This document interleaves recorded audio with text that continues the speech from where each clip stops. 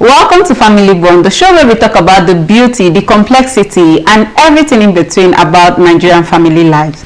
I am your host, Emilia. Today we are continuing a very important conversation that we had last week, and we look at it from the lens of a father. But today we'll be widening it and also looking at it from the lens of a single lady. So without further ado, I will allow my guests to introduce themselves and then we get into the conversation of today. Okay, welcome again, Mr. Ochu and Miss Esther. For those that don't know you guys, please introduce yourself. My name is Esther Samuel Boala, also known as ESB. ESB. I'll ask what that means. Okay, my name is Austin Uchu, aka the Uchu of the North. You're forgetting one of your. Okay, aka forgetting one of your. Yeah. So you make mention of K what ESP? What does that mean? Esther Samuel Boala. Okay, so it's only me that don't have him. Okay. All right. You guys already know what we're talking about. Actually, we had a conversation about the single parenting, yes. And it was a very nice conversation. And Esther heard it and she was like, I would like to be on the set, and that's why we're having a part 2 of this conversation. So I want to ask, as a lady, right? Have you ever been around a single parent, either as either a man or a woman? Yes, I have been. You've been? Yes. Okay. So what do you understand by single mother or single parenting? A single parent, to my own understanding, is a parent doing it on their own. Okay. Like not having, there might be financial support, but there's no emotional support coming from the other party. Okay. So that's maybe someone that is separated from two parents that are separated, they are automatically single and doing it on their own. Okay, Mr. Ochu, yes. As a husband and as a father, right? What do you, when you look at single parenting, what do you think is often misunderstood about the role men play, especially when they end up as single parents? Okay, most times when men find themselves becoming single parents, whether by choice or by circumstances, usually, especially in this part of the world, they alienate or outsource the parenting because community or society has imbibed that yours is to provide financially, yeah. So you outsource the emotional support most of the time. There are those that they will send the kids back to the parents or find a girlfriend or a new wife quickly, so that child is catered for. In a way, it's good, but also we need to do better to provide or emotionally for our children. As much as you want this child to have maternal figure in their lives, you should also be able to extend yourself to be emotionally available because I think that's where most men feel. They feel, a lot of men feel their only responsibility is to provide. They are not there emotionally. Even some of them are hardly there physically. Because the figures that we've had in our own lives, especially if you are looking for like your own father figure, how was he there for you? That has now been the benchmark. Yes, that's what you see when you talk of a man. There are people that when you see, I remember when I had my child and I backed her and I went outside my estate, just people were looking at me like, I would like to see that picture. Like, it was shocking for some people. For some people to see, because that's not the picture. When you see a father, that's not the picture that people see. You see a man that, okay, you have to either put the child on your neck or you have to like up and carry the child. So, what's there? I saw a video, I think some years back, I saw a video of a man that was beating his newborn baby.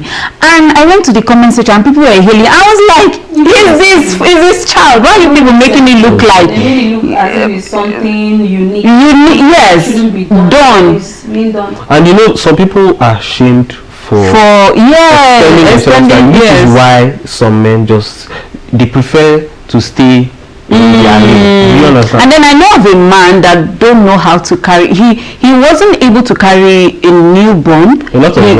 A lot of people, even some women, don't know how to carry. I mean, I'm a firstborn, so I expected that when you'll be able to, yes, it will be easy for you. Yeah. Maybe because it's been a very long time. But when I had to relearn how to balance the child, and my wife became naturally and easy to her, so it was. But I had to relearn it during my own time. Okay.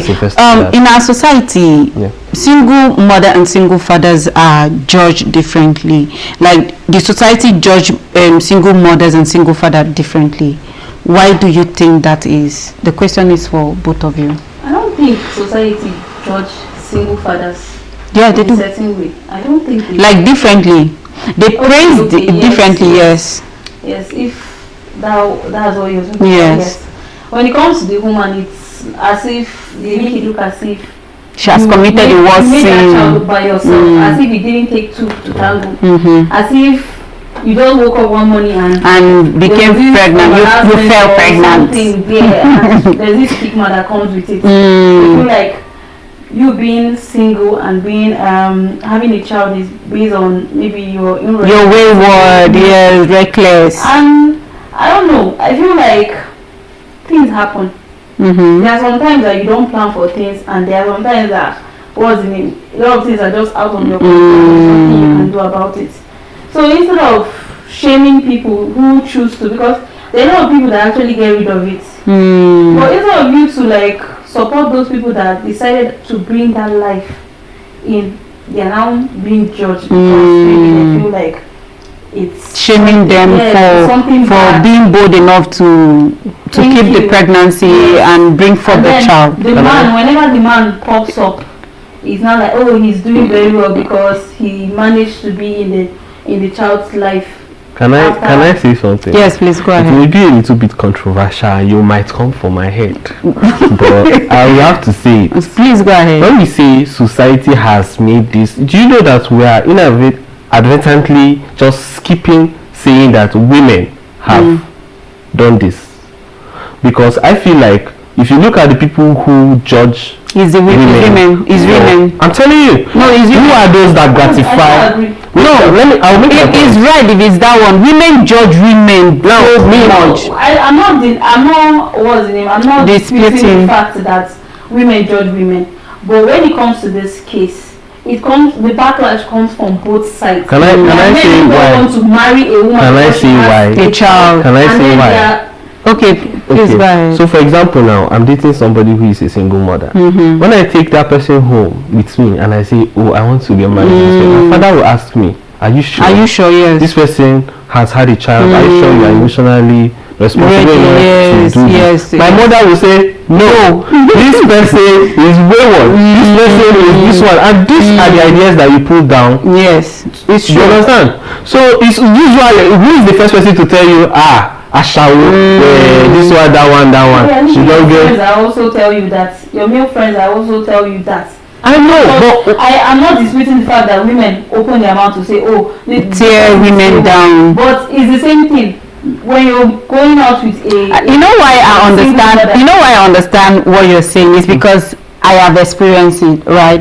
I have experienced where the people I call friends that are supposed to cover me, that are supposed to be my safe place, are the ones that go out to actually discuss me as a single mother. They are the people that maybe they are among their male friends that like me, even though the person has not heard my story. They are the first person to tell the people my story. So I understand what he's saying.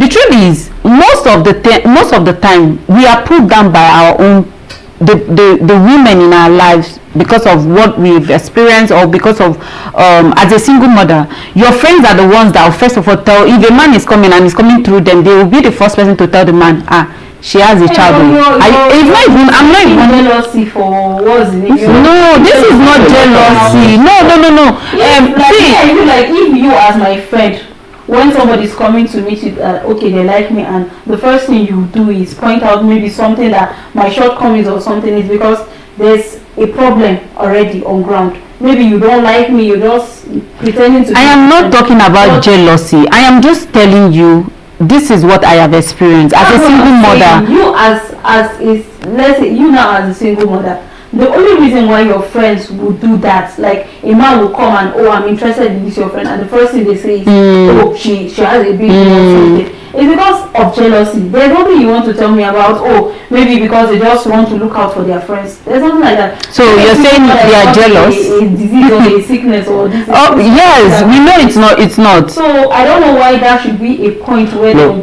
bring it out. What I'm trying to say is, most time, it's women that actually tear women down. Like they're the ones that, you see, men act as backup on this matter. I'm not saying no, most women, some women do these things. I'm not saying men don't. Oh, there are a lot of men that will say they cannot marry a single mother, which is fine. I'm not saying that women don't. I'm saying that it comes from both places. It depends on how you're raised. That's just it. It depends on how you're brought up, because if you're brought up to judge people based on some kind of circumstance they find themselves, it doesn't matter the gender you are. You can be female, you can be male, and it's still the same narrative. You're going to put out there. All right. Actually, let me ask you, as a married man, yes, what lesson do you think couples can learn from the resilience of single parents? Okay, so like I said before, let's be trying to eliminate gender roles. Okay. As much as it's not possible to totally eliminate it, everyone should have their own specialty in the home, but we should also learn to extend ourselves from wherever we think that is our comfort zone. Okay. So now the mother should learn to provide.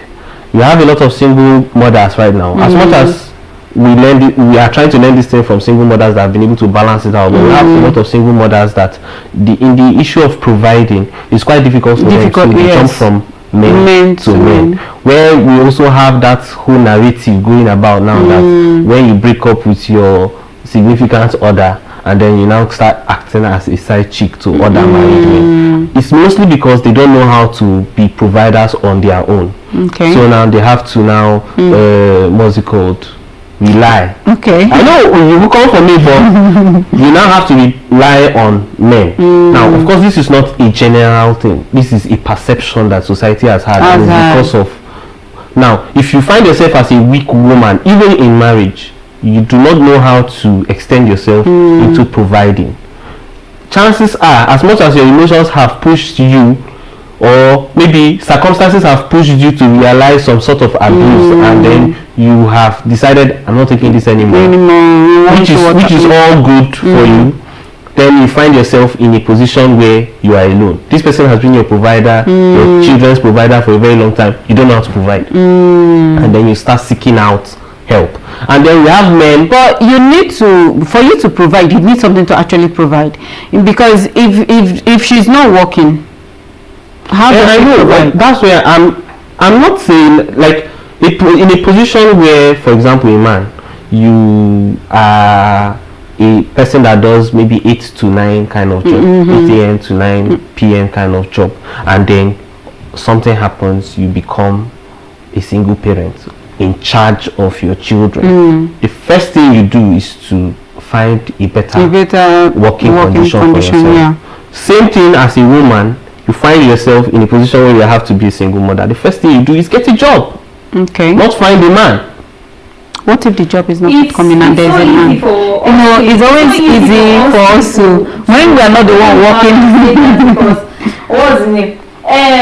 You're not putting into account the fact that there are a lot of men out there that when their wife gives birth, they want that woman to stay at home because they don't want their kids to be raised by nannies or by other people outside. They want this woman to stay. When you go out of your way to, oh, I want to work, it becomes you're a stubborn woman. So there's no win-win position for you as a lady. Okay. Oh, you are disobedient, you're not following your husband. The Bible said you should submit, which was the statement he was making earlier on. The Bible says you should submit. You're not a submitful wife. All of that. But when it becomes that, okay, you're depending on your husband because your husband said stay at home and take care of the kids, and then you now put, okay, maybe because of one or two circumstances you get out of whatever marriage or whatever kind of situation you are in. How jobs don't just come out looking for you like that. It's not as if they are lazy, they don't want to work. It's just that because the experience is not there. So there's no opportunity for them to work. You go to Nigeria, this in place of work now, they'll tell you you need to have 5 years experience, 10 years experience. When you've been that's why. How do you come out with all of those experience? So are we excusing that? No, we're not excusing that. That's why it's encouraging for a woman, no matter how rich your husband is, no matter how well-to-do your person is, you should have a skill. Thank you. It won't, because see, life happens. It's not necessary you must leave the marriage. The man can go broke anytime. See, life is not black and white too. We should always think about the gray in between. No, I'm not saying that as a lady you should rely on your husband. What I'm saying is, what he's saying, from what he was talking about earlier on, it's not one person's fault, because he was saying that if you go out of the marriage, you need to do this thing. Okay, you're talking based on the fact that if the man say, okay, do not work, and you'll be paying me. We're not talking about that.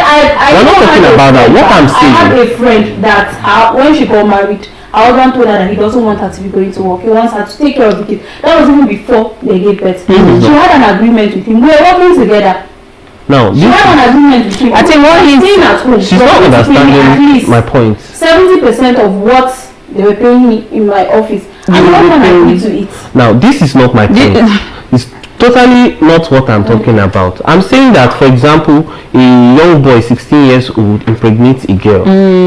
Immediately he finds out this girl is pregnant. She's becoming my responsibility. The first order of business is for him to get a job. I think this thing that you said now just brought back a memory of something that happened to my a friend brother. He was in school, and you know now school life, and he had a girlfriend, and he got her pregnant, right? Although they knew this girl, because I think he was in year 2 or thereabout then. They knew about the girl, and he got her pregnant, and he told the girl's mom got to find out that she was pregnant. They asked, who got you pregnant? From finding out, they found out that okay, it's this boy. They found the boy's parent, and the father told him, you have to start working. I'm only responsible for paying your school fees. If you accept you want to stop, but if you want to continue, I will continue paying your school fees, but you will have to look for something to do, because you already know the consequences. Now, which is where I'm going, that if you have lived a life where you are the provider, you have to, as a provider, you have to learn to extend yourself emotionally to cater for the emotional needs of your children. Learning, for example, extend yourself as a man to provide emotionally, or learn how to provide emotionally, so that you don't get stuck. As a wife or as a person, if you find yourself in this position, the first order of business is to find a way to provide, because maybe that's not where you were good at before. Not chasing men. In that way, single mothers of these days are really doing well. Yeah. Okay. Let's move on from, because I have 2 more questions before this set, before we're done. I want to ask, do you believe the presence of, because society always say as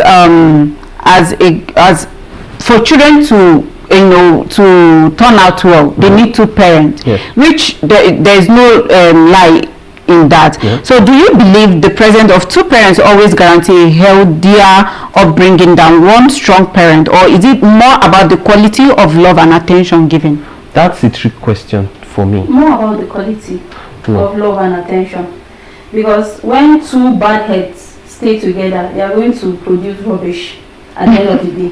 So instead of having a situation where the father and the mother are unhappy, always beating each other up in the house, always insulting each other, I think it's better everybody go their separate ways, and you find a way to balance taking care of your child. Okay. I agree. Okay. But where the technicality of that is that you don't have to be biological to be a parent. A parent, exactly. Now, for example, I find myself in a position where, God forbid, I'm a single father. The first order of business is to, God forbid.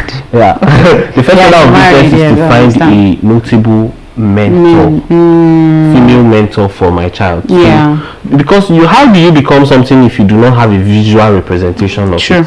So as a man, okay, my mom, that's why a lot of people divert back to their mothers. So to give her that maternal or him that maternal care, so that it's balanced. As a woman, you should have that mentor. They have to be romantically attached to you. Yes. There are some grandfathers that have stepped up in situations like this, and then they're taking charge. See, even my baby, as small as she is now, there are sometimes that my wife will be telling her, drop this thing, drop this thing, drop this thing, and then she just eyeing her, and then when I say drop it, like immediately. So that's how deep it is for both parents to be in the life of a child. You don't deprive the child. Okay, thank you so much. Miss Esther, when you think about possibly raising a child on your own one day, what fear or question comes to your mind? I don't know. I don't think I've thought about it. But if you find yourself in, maybe you say God forbid, like if you find yourself in such situation, is there any fear or question that will come to your mind? I don't know.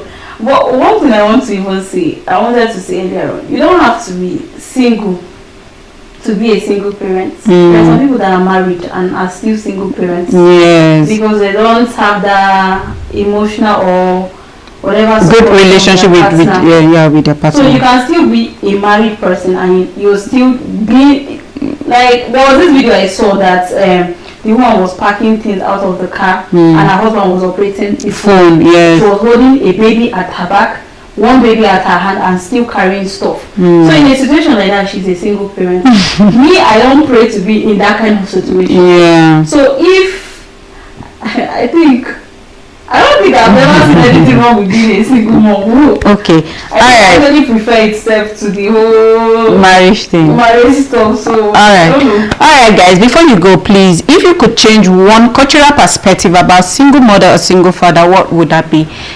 And we'll come to a close. Okay, let me let the lady go first. No, go first. Oh, okay. To attack you if you say something. So go first. Okay, society. We are in an African society that we are a family-oriented society, and I believe strongly in raising a child together, which is why I would say this: the first thing you do while dating is to vet the partner. The partner, yeah. Is this person a good potential parent for your child? And then for those who have been in the circumstance where your partner is taken away from you early, it's no fault of yours. And I really do hope that society learns to uplift these persons. Yes, be kinder to them by words or by actions. Support in which ways that you can, rather than tear them down. I really hope that we know how to also mind our businesses in Africa. Yes, that's it. Yes, very important. Please, your last word. If you could change one cultural perspective about single mother or father, what would it be? A child raised by a single parent is not going to turn bad. It's not going to turn bad. It's just a child raised by a terrible parent. Yes. So being single does not guarantee your child turning out bad, and being in a marriage does not mean the child will turn out. So change that perspective. Yes. Alright guys, thank you so much, Miss Esther and Mr. Ochu of the North. It was really nice to have you guys here, to have this conversation with you guys, even though our time was short. Yeah, I really did enjoy this program. Now we want to hear from you, our FamilyBond family. What do you think? Do you think society is harder on single mother than single father? Please drop your comment in the comment section. And imagine if you were raised by a single mother, what is one thing you would thank her for? Drop your comment in the comment section and we'll be glad to read from you. And if you want to be a part of this show, please do not hesitate to reach out to us and you might just be a lucky guest on our show. This is FamilyBond and I'm your host, Emilia. I will see you on our next episode. Bye bye.